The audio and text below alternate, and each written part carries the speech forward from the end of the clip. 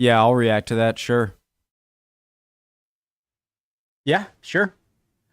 Hey guys, learn along with me about the Polish-Russian Wars. Preemptive like K Pard gave a preemptive sub. Let's go. The Polish-Russian Wars are one of the most important wars that were ever made, altering forever the East European area. This video does not show the 1905 to 07 Polish Revolution due to huge lack of information. All right. Let's go. Hope everyone's doing well. Did I say the things? Original link, top description. My name's Connor. If you're new, I like to learn things about stuff. If you're not ready to learn, listen. If you're not ready to learn, home ec is down the hall. You're in the wrong class. Make me a lasagna. I don't know. Following war.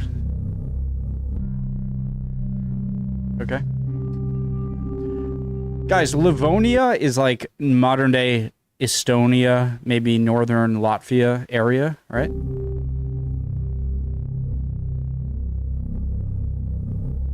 In the final stage of the Livonian War, the Polish-Lithuanian forces, led by Stephen Bathory, fought against the Russian army over the territories of Livonia and Polotsk. The war ended with the successful Polish-Lithuanian campaign and the truce of... I'm going to mispronounce so many things. Yam Zapolsky would conclude it. Let's go. Zone in, guys. 1577.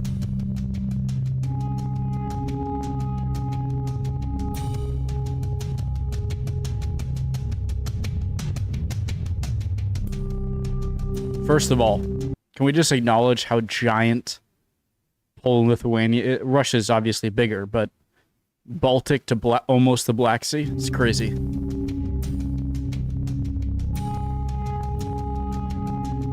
Ivan.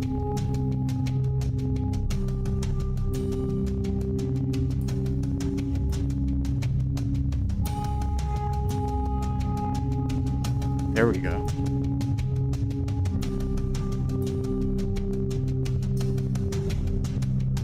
And guys, I'm assuming that the darker the color is, the more control the country displayed has over it. So that's my assumption.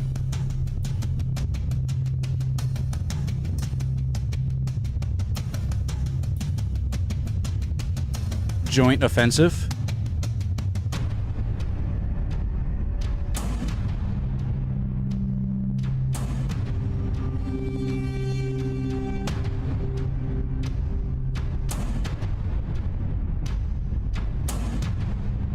Sweden was no joke during this time too, right? Geez, I look away for a quarter of a second and I miss this concession. Okay. In the beginning of the 17th century, Russia was being torn apart because of times of civil war occurring in it. Those times of troubles were mainly caused because of a dynastic crisis. After having signed a military alliance with Sweden in 1609, Russia gets involved in a new war against Poland, which declared it on Russia in response to alliance with Sweden. Got it.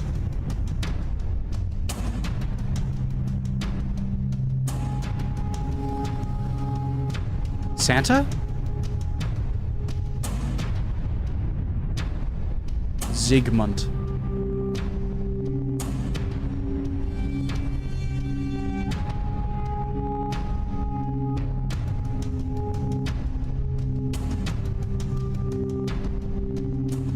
Sorry.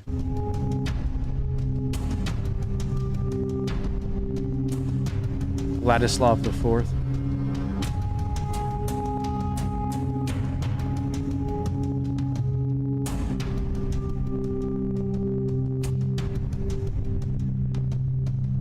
Question, guys. Well, let's see how it turns out first.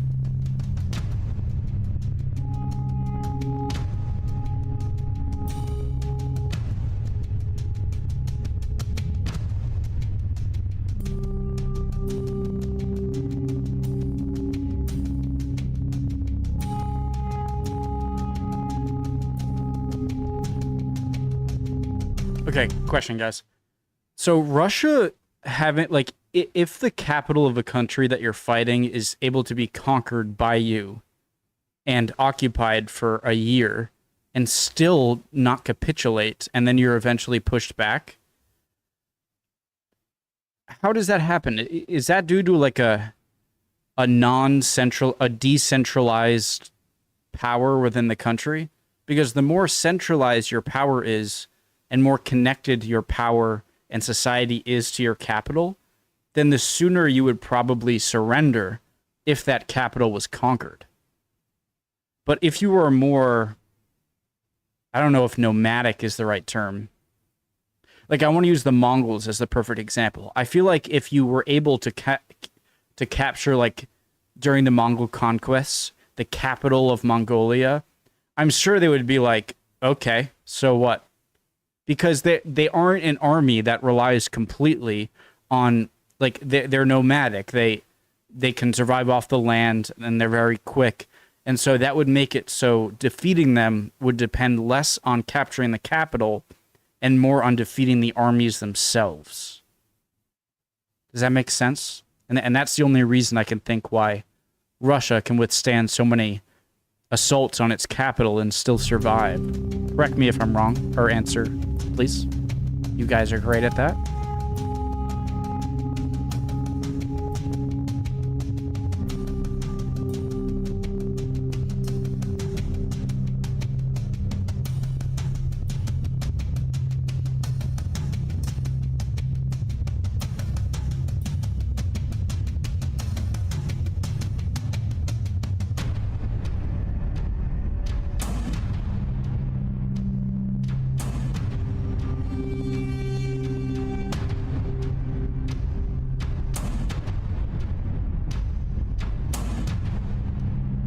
Not much is changing.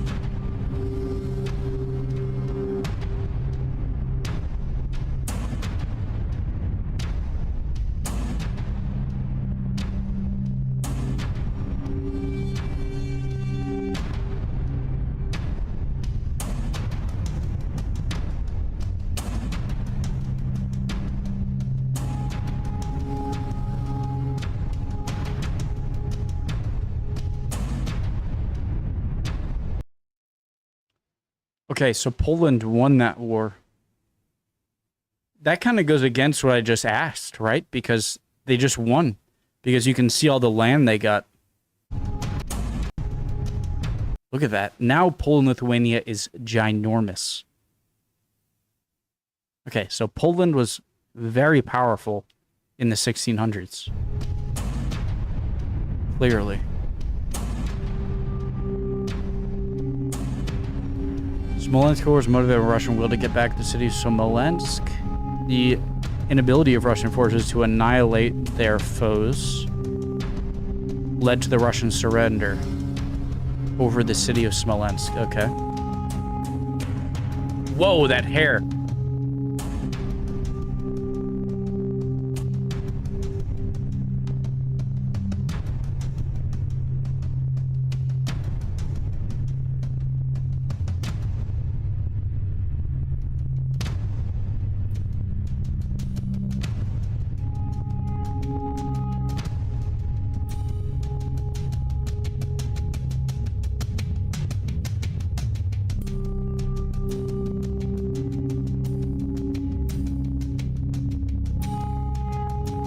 Taking advantage of the deluge, Russia wanted to increase its influence over Eastern Europe. Polish-Russian war ends in a decisive Russian victory, marking the rise of Russia in Eastern Europe.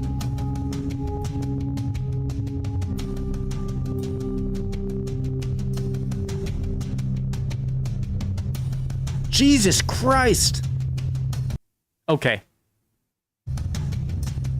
This is why Poland has such an unenviable position on the world map, because you've got the Prussians, you have the Habsburgs, you have Austria, you have the Holy Roman Empire, then you have Austria down here, then you have the Ottomans, and then you have the Russians, and then you have the Swedes.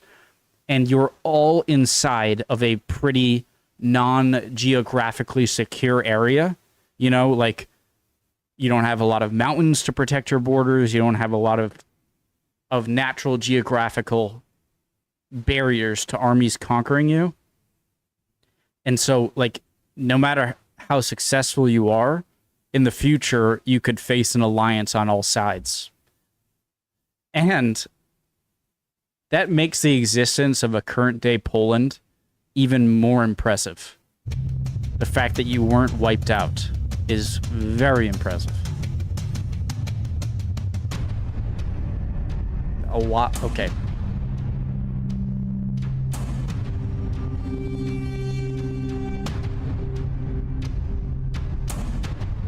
How did you come back from that?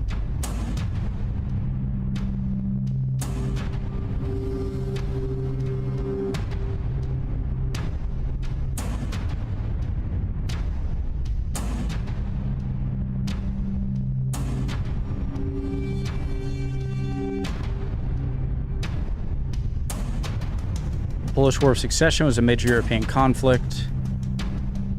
The war ends with diplomatic recognition of Augustus III's right to accede the throne. This sounds familiar to a video I had watched a while ago about Poland, Lithuania. And so at least I'm seeing familiar names here. Stanislaw Augustus.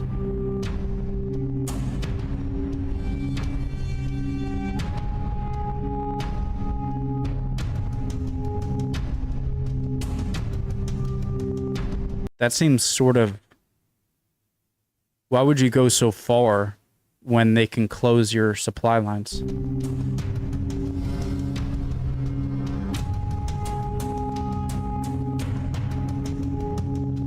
Interesting.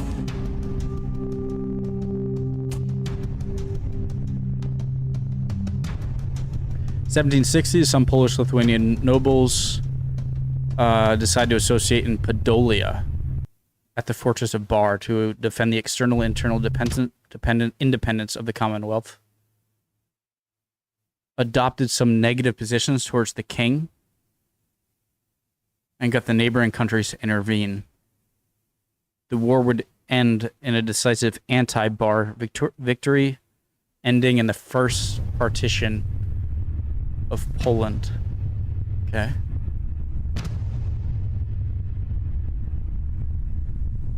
Okay, I think I...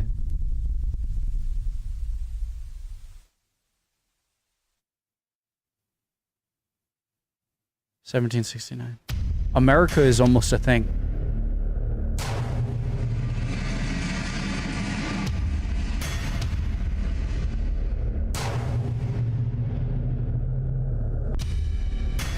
Hey, it's kind of cool seeing Moldavia, because Moldova is still a current country today, right? Ottomans. Oh, Ottoman-Turkish War? Or Russo-Turkish? Russo-Ottoman Wars?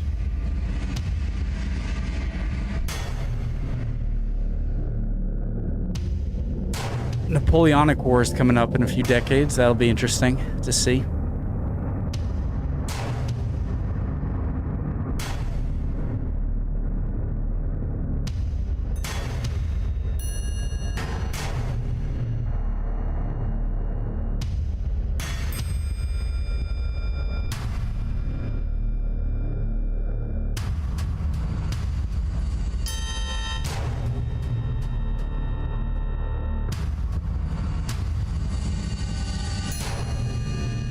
(1791), pressed by Reformer Church, Reformer branch among the Polish-Lithuanian nobility, Commonwealth adopts a constitution for the country.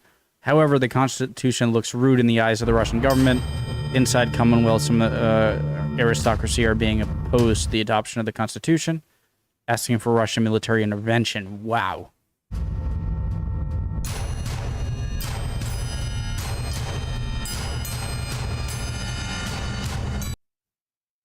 So the nobility within Poland asked the outside powers of Prussia and Russia to invade themselves in order to save their nobility?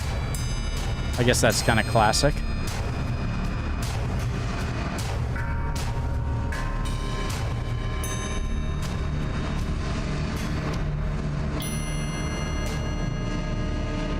Some months following the Second Partition of Poland, another attempt to liberate the Commonwealth from the Russian influence was being made. Russia saw this as a casus belli and entered into the Polish-Lithuanian Lithuanian territory, leading to the third partition of Poland.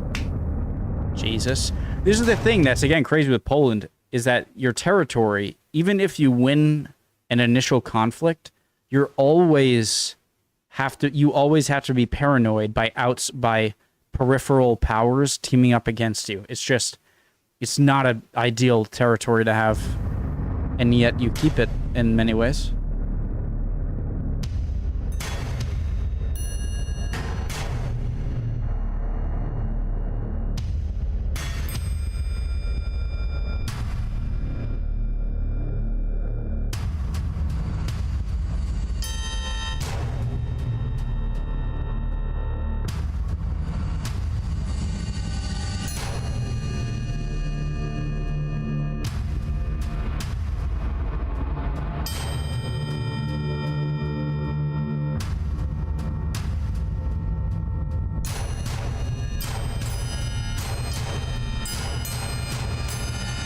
Remember uprising began in Warsaw when the young Polish officers from the local army of the Congress Polish military attempt to revolt against the Russian Empire. Poland was an integral part of Russia and not a sovereign state in personal union with the Tsar anymore.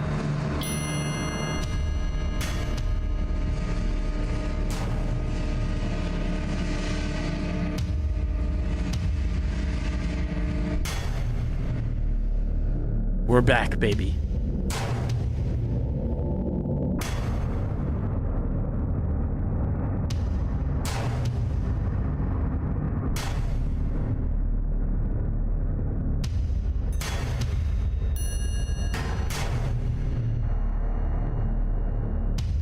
That's the thing with Poland, is that no matter what, even their bad geography and their complete annihilation in some points, they don't give up and they fight back. And even if they're crushed, it's only a matter of time before an uprising starts and then it's created again. You have to admire that.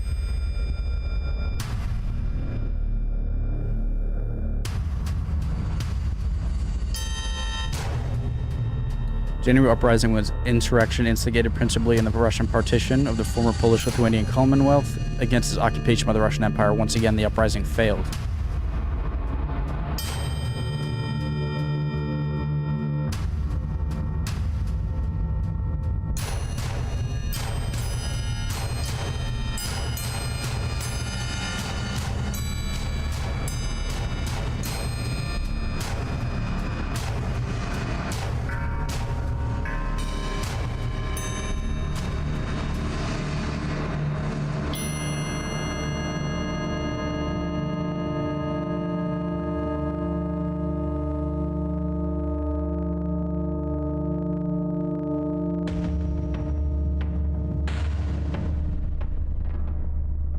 Polish-Soviet War was one of the most decisive European conflicts that ever happened. Poland felt it was time it was right to expand Polish borders as far east as feasible, to be allowed by the Polish-led Intermarium Federation of Central and Eastern European states as a bulwark against the re-emergence of German and Russian imperialism. Soviet Russia saw Poland as the bridge of the Red Army had to cross to assist other communist movements in bridging about the European Revolution.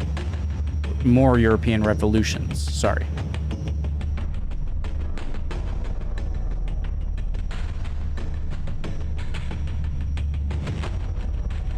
Uh-oh. 1939's coming up.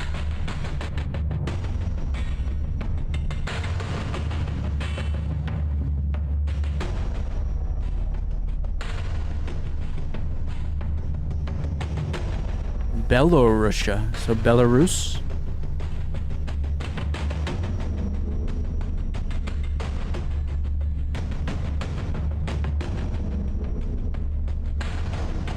And a lot Western Ukraine. Where are the current Ukraine borders? Like, it's not important right now.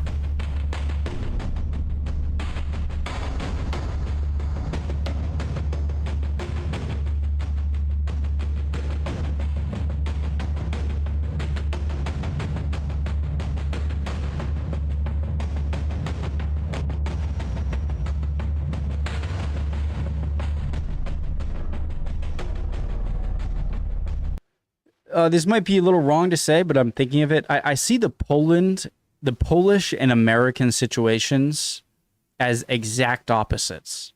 Whereas America has the luxury of being so far away from a lot of conflicts and having relatively weak neighbors. Poland is very close to every conflict, at least in Europe, and has no option but to resist. And so I see America is far away. It can choose to intervene, but it doesn't have to. And Poland is very close and has to intervene or it dies.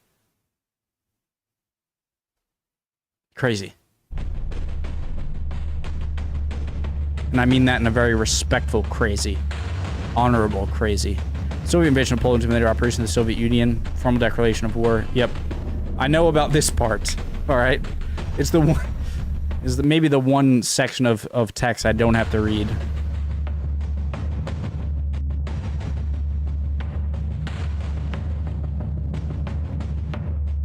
Mustache guy.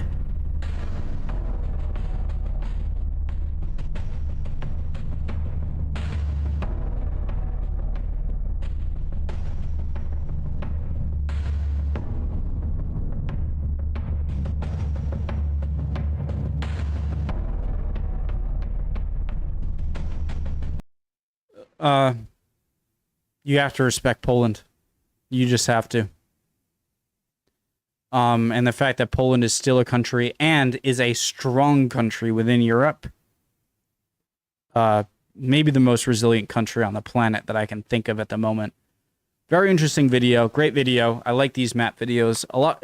I sort of enjoy these map videos so much because there isn't narration, so it leaves me to be able to kind of talk more. That was very interesting.